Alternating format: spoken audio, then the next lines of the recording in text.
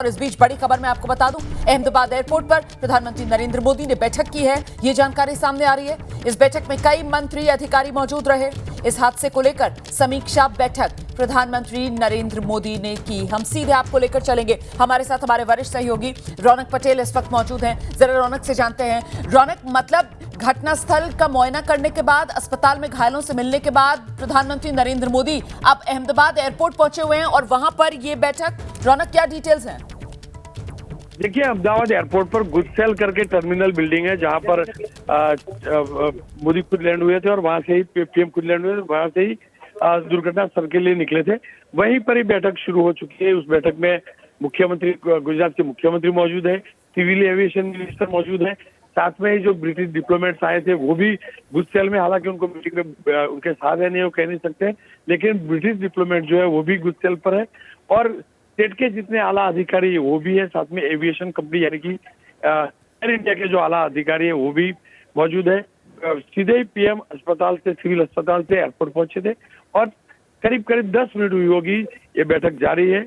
बैठक में और कौन कौन लोग जुड़े हैं वो कहना तो मुश्किल है, लेकिन गुजरात के मुख्यमंत्री, केंद्रीय मंत्री सी.आर. पाटिल, गुजरात के होम मिनिस्टर साथ में है, साथ में एविएशन कंपनी के अफसर साथ में है, साथ में सिविल के जो डॉक्टर्स जो साथ में थे वो भी है, गुजरात के चीफ सेक्रेटरी भी है और बाकी जो आला अधिकारी जो कल रेस्क्यू हुआ तब से लेकर तफ्तीश कर रहे थे वो सब आला अधिकारियों के साथ पीएम की बैठक जारी है। मतलब एक तरीके से कहा जा सकता है कि घटनास्थल पर जाकर घायलों से मुलाकात करने के बाद अब ये एक विस्तृत रिपोर्ट है जो प्रधानमंत्री नरेंद्र मोदी की तरफ से ली जा रही होगी इस समीक्षा बैठक में, और आगे क्या कुछ किया जाएगा इस मामले में, क्योंकि अब चुनौती सबसे बड़ी यही है कि एक तो जो घायल हैं उनको बढ़िया से बढ़िया उपचार मिल सके, जो शव हैं वो सही से शिनाख्त करके उनके परिजनों को सौंपे जा सके, और साथ ही ये हादसा क्यों हुआ, कैसे हुआ, इसकी पड़ताल की जा सके। तो इन्हीं तमाम बारीकियों को लेकर इस वक्त समीक्षा बैठक में चर्चा। रौनक, बिल्कुल, लेकिन उस बीच में आपको जानकारी दे दूं कि अब तक 4 जितने शव हैं वो उनके परिजनों को हैंडओवर किए गए। जो शव जिनकी पहचान हो पाई थी, उनके डीएनए करने की जरूरत नहीं थी, वो 4 शव जो है उनको उनके परिवारजनों को दिए गए। उसमें से 2 शव जो है वो भावनगर के हैं और मुझे जो जानकारी मिली है उसके हिसाब से एक नागरिक जो है वो जो शव है वो मध्य प्रदेश का है। कुल 4 शव अब तक हैंड ओवर किए गए हैं और बाकी का डीएनए के बाद होगा, लेकिन जिनके डीएनए करने की जरूरत नहीं और परिवार के लोग पहचान पा रहे हैं उनको उनके शव देना शुरू हो चुका है। प्रधानमंत्री ने खास करके जो सिविल सुप्रिंटेंडेंट उनसे भी बात की थी और उनसे बात करके जो इंजर्ड है उनके सावार इलाज को लेकर कहा था, और जो भी इंजर्ड है उसमें अधिकांश जो है वो मेडिकल के छात्र है जो उसी हॉस्टल की मेस में लंच ले रहे थे और वहीं पर सिविल अस्पताल में ही वो अभ्यास भी करते थे उसकी मेडिकल कॉलेज में, और यहाँ पर ही उनकी इंटर्नशिप भी चलती थी। तो स्वाभाविक तौर पे वहाँ इलाज सुचारू रूप से चल रहा है, इलाज की कोई ज्यादा समस्या नहीं। कुछ ज्यादा जख्मी थे उनको निजी अस्पतालों में भी शिफ्ट किया गया है।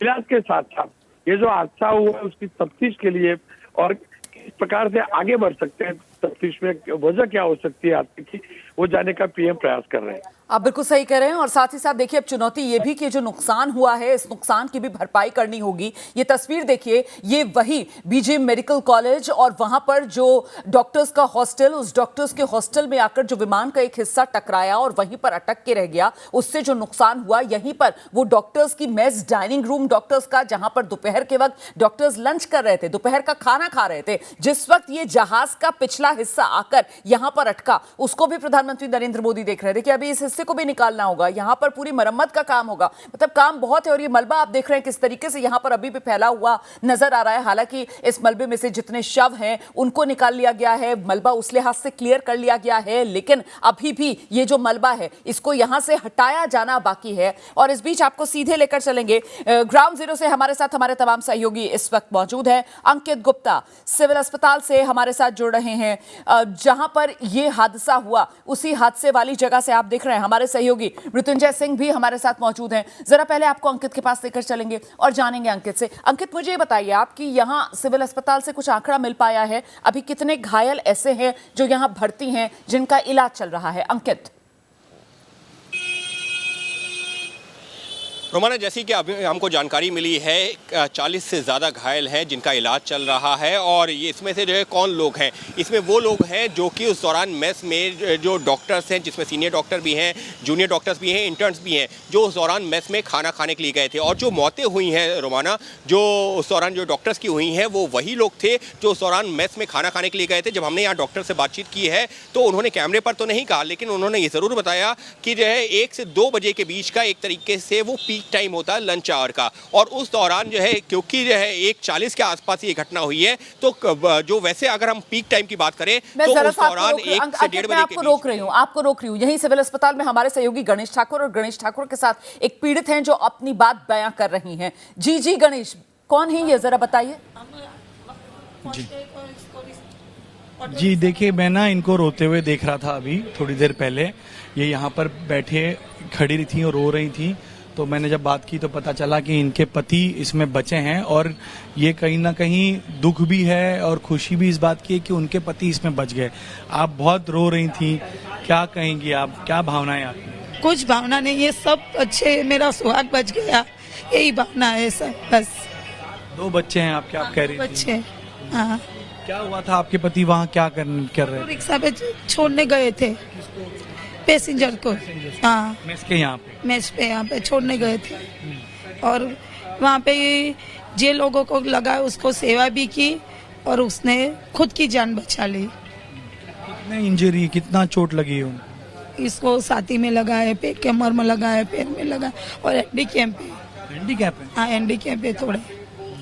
मेरे मिस्टर, एक ही परिवार का आपके एकमात्र सदस्य कमाने वाला? मेरे सब दो देवर है और मेरा घरवाला है, सभी में बड़े ये मेरे ससुर ससुरा ही नहीं है।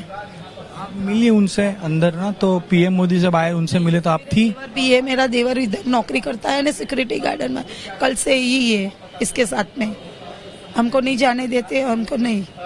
देखिए, आप खुशकिस्मत थी कि आपका सुहाग बचा, आप यही बात कर रहे थे कि मेरा सुहाग बचा, लेकिन कई सारे लोग नहीं बच पाए। उसको अब इसकी भी फैमिली कोई भी अच्छे हो जावे और कुछ भगवान मोदी सर दे दे तो अच्छा है उसको, फैमिली को। 2 मेरी समाज की एक औरत थी, उसके तो 2 लड़के जल गए हैं, ये मेरे घर वाले के सामने ही। बिल्कुल गणेश, मैं आपके पास लौटूंगी।